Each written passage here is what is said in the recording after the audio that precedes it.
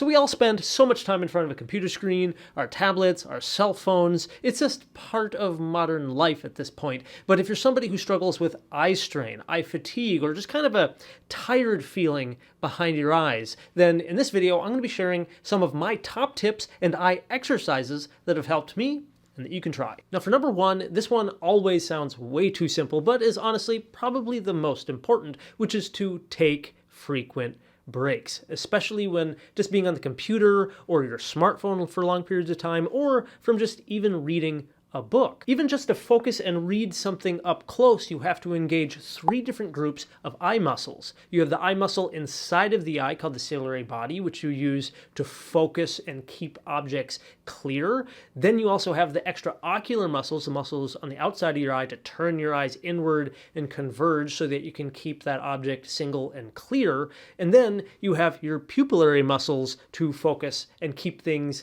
really sharp when you're looking up close. And all of these muscles all work together to help you read and focus. And if you're spending hours and hours looking at something just close in front of your face, like the 8 hours a day you spend staring at a computer screen, plus the additional maybe 6 to 8 hours staring at your phone throughout the day, yeah, the eye muscles get tired. So every 15 to 30 minutes, try to stand up, get out of your seat, look at something off in the distance, like maybe out of a window, for example, or do what I like to do, which is to stand up, go for a short walk, maybe grab a drink of water from the water cooler, and then just do some light stretching while at my desk. This will again give you a quick moment to at least look away from your screen and get you out of just a sitting position all day. Tip number 2 is to blink your eyes. Research has shown that we blink about 2 to 3 times less when we stare at a digital screen than just in normal conversation. And that's because we tend to hyper-focus at whatever task we have at hand right in front of us,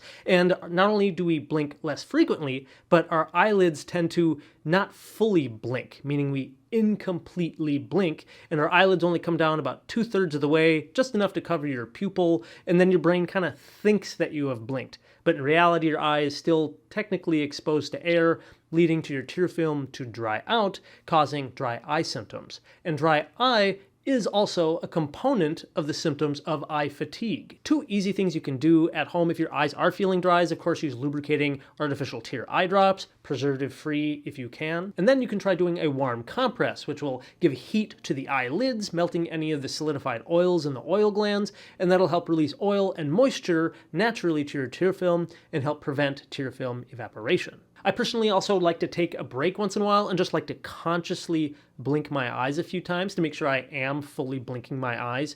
And then I encourage you to do kind of a self-check-in to make sure that you're not hyper-focusing on your tasks on your computer screen, because again, research has shown that the more hyper-focused your task is, you're less likely to blink as often, and just trying to relax a little bit may be able to help with that. Tip number 3 is, of course, if your vision is blurry or you're having a hard time maintaining focus, then talk to your eye doctor about getting updated glasses prescriptions, or maybe even consider getting specific computer glasses or glasses with prisms in it. Now, not everybody out there really needs a set of dedicated computer glasses, and certainly not everybody needs prism put into their glasses, which is something that can be put in to help for some people who have trouble using their eye muscles. So that's something that could be out there, and I've done videos on that. If you want to learn more about computer glasses or anything special, you can check out those videos. I'll put links in the description below. But of course, having an updated prescription or even some of these special magnifying glasses or prisms could help relax the needed demand from your own eye muscles and can help with a lot of your symptoms. But again, not for everyone, so talk to your doctor. And tip number 4 is, of course, adjust your screens for the proper height so they're not too high, not too low, that the screens aren't too bright,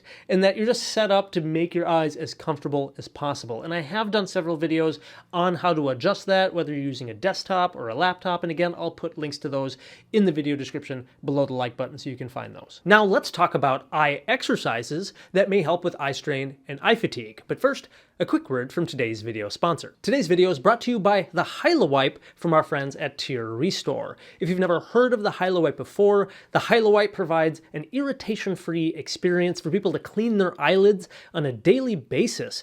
And unlike other kind of cleansers on the market that use detergents, the HylaWipe has been formulated with a very gentle concentration of tea tree C, hyaluronic acid, green tea extract, and aloe, which provides not only a cleansing effect and a makeup remover, but also helps soothe and moisturize the delicate skin of the eyelid. And now these wipes can even be found at Target and Walmart stores nationwide here in the US. If you want to check out the HyaloWipe yourself, I'll put a link in the video description below. Otherwise, huge shout out to Tier Restore for their own dedication to eye health and for teaming up with us to help make eye health education possible.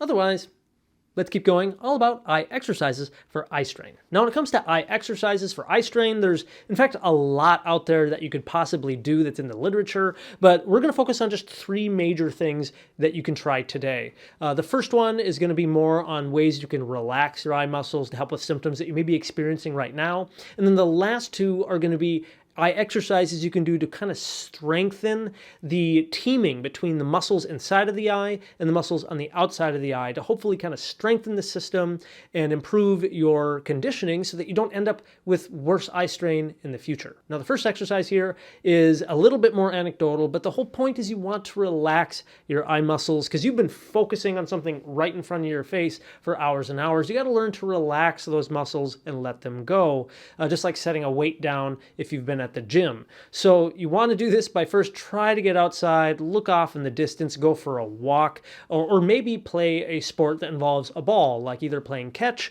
or basketball, or even just tossing a ball against like a far off wall outside, something you can track the ball. That way you're going to be using your eye muscles differently than how you've done just staring at a screen all day. Otherwise, another simple thing you can do that's a little bit more anecdotal is just kind of doing eye rotations. This is really just a matter of looking upward toward like a 12 o'clock position and then slowly rotating your eyes to different clock hours all the way around 360 degrees, and then doing this a few times clockwise and counterclockwise. The whole idea is that you're going to be kind of stretching your eye muscles, looking in different positions of gaze to hopefully just kind of give your eye muscles a bit of a rest from, again, focusing up close for hours and hours. Now, the next 2 exercises have a lot more scientific validity, a lot of publications talking about this, and basically every eye doctor learns about these when they go through their training and education. The first one, I took my glasses off just so you can see my eyes a little bit better, but it's usually best to keep your glasses, if you have a prescription pair of glasses, on for this. But what you want to do is something called a pen or pencil push-ups. This is just a matter of focusing on a near object in front of you, holding it at a distance, and then bringing it in toward your face, toward the center of your nose. Eventually, as you bring it in closer, you'll notice things start to go a little bit blurry, especially if you have something that has writing on it so you can see letters. And when you get to the point where they just start to go a little bit blurry, you try to hold it there until your eyes are able to focus and clear it up. You should be able to make those letters clear again. Sometimes you have to push it a little bit further away and then try to push yourself a little further and then try to clear it up again. And then once you've held that for a few seconds, you then just kind of push it looking off into the distance and giving your eyes a little bit of a rest. And you can do this for a few minutes, just pushing yourself and seeing how far you can go. The idea is that you would be training not just the eye muscles, but hopefully improving the flexibility of the lens inside of your eye. And that may improve the range of clear vision for your focus. For somebody who's over the age of 45, however, this may start to become very difficult, and you may not even be able to bring it in close much at all. And that's just due to aging changes of the crystalline lens inside of the eye. However, there are people I know who have done this sort of training enough where they've maybe been able to postpone their really kind of reliance on things like reading glasses or bifocals.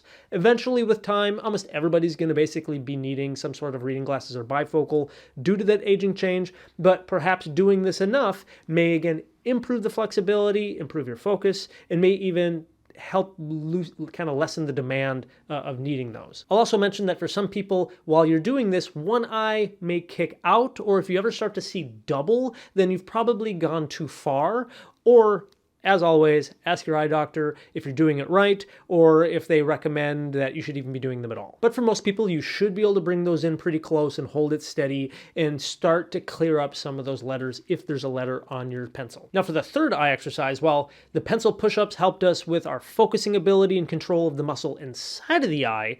This third one is going to help us with our vergence ranges, which is the control of the muscles on the outside of the eye to focus on a near object and keep it clear and single. And that is with probably my favorite eye exercise, which is called a Brock string. Essentially, a Brock string is just a long string with some beads on it. You can purchase these either from a local eye clinic or even online, or if you're really crafty, you could maybe make one at home. However, I do encourage you to try to buy one just because it comes with a nice set of instructions, and I think that's really helpful if you are going to go ahead and try this. But just for a quick demonstration, I'll walk you through the very basics here. To set up a Brock string, you first need to tie an end to a doorknob, and then you stand so that the string is held fairly taut going up toward your nose with the beads running right in between the eyes.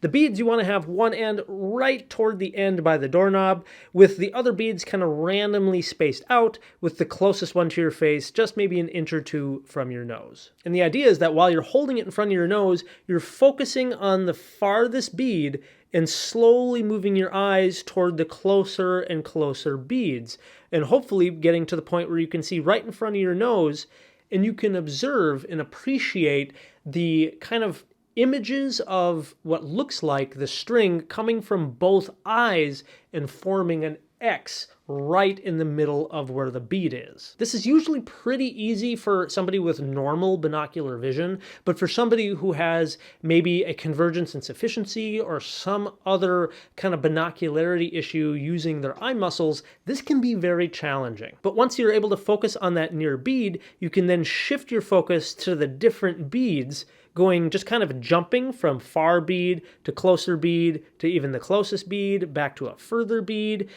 And then you can try doing that with very gentle, controlled movements, focusing on the X of the strings as it passes in between the beads all the way down and all the way back up toward your face, and being able to do that in quick and slow, controlled movements.